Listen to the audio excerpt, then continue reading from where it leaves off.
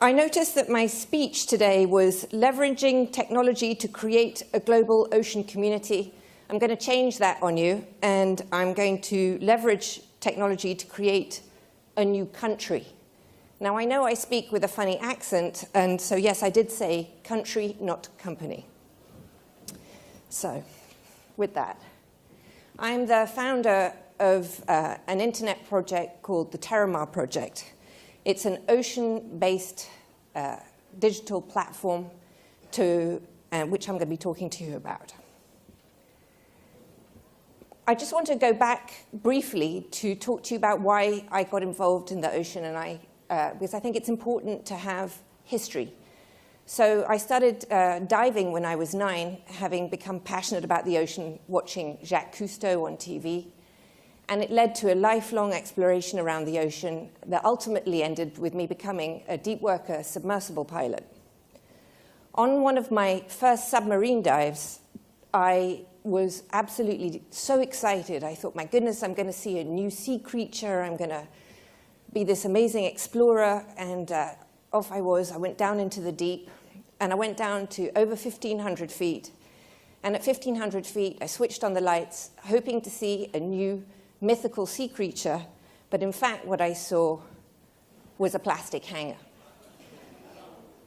I was so absolutely devastated, but it was at that moment that I realized that I was really going to dedicate the rest of my life to taking an involvement with and bringing an education around the ocean.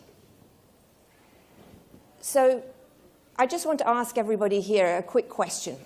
If I told you that you own something versus rent it, would you care for it more, look after it more if you owned it than if you didn't own it? Please, if you think that you'd look after something more if you owned it, raise your hands. Well, I think that's about 100%. So the good news is that I want to tell you that you actually own 45% of the planet. So let's quickly just look at this map. 71% of the planet is ocean. 64% of that ocean lies outside of any single country's jurisdiction. And under the law, that 64% of the ocean belongs to each and every one of you in this room. It's called your global commons. So the assets of that 64% are yours. The fish, the oil, the gas, the diamonds. Now, this part of the world is just becoming is just coming into focus. Think about the Malaysian plane that went missing. Think about endless hours on CNN and TV and every news network that focused on this area as they were looking for the plane. Every day we heard, we found the plane, we found the plane, we found some piece of garbage floating. And it turned out, in fact, no, it wasn't the plane. It was just some ocean trash. Today, if you open your newspapers, the front page of your newspapers are focused on clashes between China and the Philippines, and China and Thailand on ocean-related issues. So the ocean is the next frontier. It's the next big debate. It's the next big grab of space, of ocean space, if you will. America alone has about the size, 2.5 times the size of the Louisiana Purchase to be had through the continental shelf issues. Why is the ocean so important to us? Outside of the fact that under there lie millions of dollars or billions of dollars of assets and the fish, I'd like you all to take a huge, deep breath. Inhale. Exhale. One more time. That second breath was created for you by the ocean. It also creates 98% of our rainfall, and it drives and controls all of our weather. So if it's unhealthy or is in trouble, we can understand that it has a net knock-on effect on how we live our lives today. We have also, it feeds also 16% of the global population on a daily basis.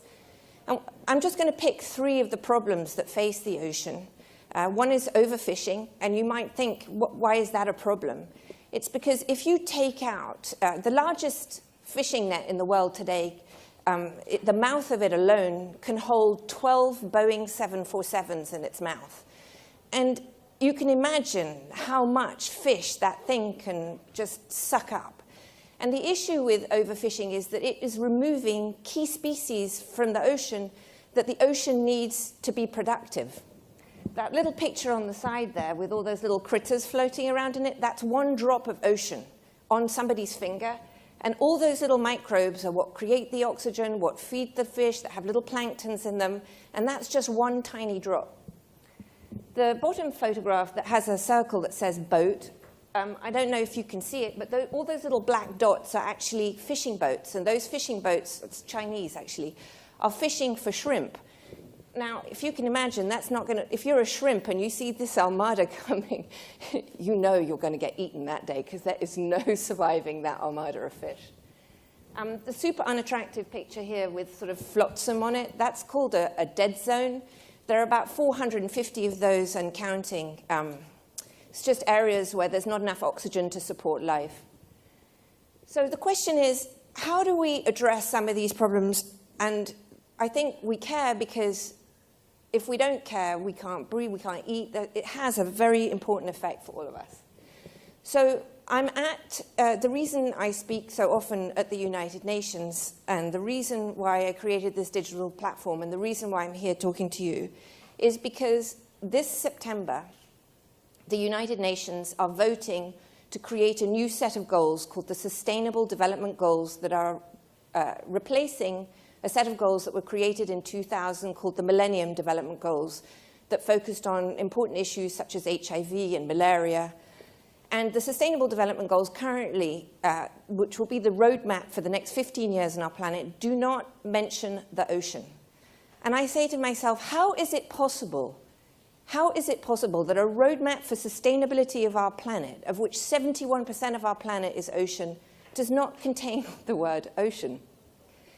And so I thought to myself, that's just mad. And for the next generations that come after us, that's just not going to happen like that. We can't allow that to happen. So I created the TerraMar project, which is this digital platform, and create symbols such as, I think we can all understand, this is I love the ocean. Now, each and every one of you in this room has a network. You are on Twitter, you're on Facebook, and this is the new way to communicate. The way that we normally think about the commons is the tragedy of the commons, if we even think about it at all. But I think we have a unique and amazing opportunity today to turn what has always been known as the tragedy of the commons into the first success of the commons. And that's because of each and every one of you in this room has the power and the ability to change the way that we think about this world and our oceans and the part that you own, because you own it. It is yours, and you do have a decision to make. So because you own that 45%, I created a pledge. And the pledge is that you love the ocean. And when you say, yes, you love the ocean, you receive a digital passport.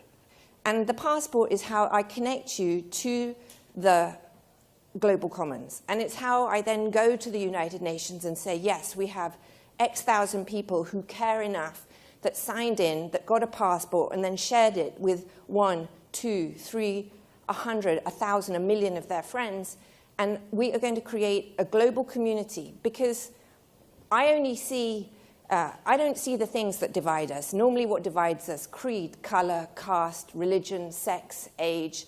I don't see those things. I see us as one species with one home and one common destiny. And I don't see multiple oceans. I don't see the Atlantic, the Pacific, the Mediterranean. I see one ocean because ultimately everything is connected as we are. But if we don't participate in it, we don't use social media, which is the new tool for connecting each and every one of us and connecting us and our friends across the globe, we're not going to make it. So we have other tools for engagement on the site, which is how I try to grow the site. So because you do own the ocean, I wanted to, and I worked with Google on this, who helped me start this project. You can actually sponsor and own a piece of the ocean. Obviously, I'm not selling the ocean. It's only a digital representation. But you get to buy a piece of the ocean on here. You get to tell a story about it. And you get to share that story about why that piece of the ocean specifically is important to you. Google creating the same as Google Street under the ocean so that you can dive across the globe and dive underneath and see what goes on. And I have multiple areas that you can dive under the ocean and have this extraordinary 3D image that's fully 360 degrees and look where you're going to dive. And eventually, there will be many more of these places. So when you decide you want to go to visit some place in Bali, or you want to go to Monterey, or wherever you want to go, you should be able to go see what am I going to see in the ocean. And frankly, if you don't like diving, you don't like the sea, you can go and have a look at it. It's so gorgeous. It's almost as good as going there. This little chap with a little beacon on his head. So the other thing that I do is I take data and I put it on the site. So you can tag the animals. So part of knowing what's happening in our world is knowing what's happening to the sea creatures that are there. Part of knowing what's happening to the sea creatures, you have to monitor them. So here we have tracking devices. This particular one's done out of Stanford. And on the map, we don't currently have this on the site, but it's coming. You'll be able to track your animals and see when they come to visit you in whatever ocean parcel you have, or see where they are around the world. Of course, we're across every social media platform: Twitter, Facebook, Google+, Instagram, Pinterest. And each and all of those are both individual and collective. They all carry the same message. And the idea is to connect across multiple platforms to appeal to multiple age groups and to multiple personalities and populations. When I look at our analytics across all of our social media, I think the only country that we don't have a representation currently is North Korea. I'm working on it. We also have a daily digital newspaper called The Daily Catch, and we put that out every day with the top 5 or 6 stories from around the world, connecting all rivers, lakes, oceans, news. Because at the end of the day, what's interesting about this is whatever you're going to drop on the floor today, whatever it is, be it the plastic bag or whatever, it will ultimately end up in your ocean because it'll go to a landfill. That landfill will then leach into the water system. That water system will go into a river, and that river will discharge into the ocean. So we also have games that you can play. What sea creature are you? One of my friends was super disturbed because every time she played, she became a different creature. I said that was all her multiple personalities. Do try it. So the question is, I ask each and every one of you here today who have the power to change the world to go to the TerraMar Project site, that's the TerraMarProject.org, sign the pledge, and share it with your friends, because to do that means that you are doing something, you are helping the ocean, you are making a difference, you are using the new tools of the social media platform that will make a change. I invite you all to do that, and I would just like to say thank you for your time, and I hope to see you on the site.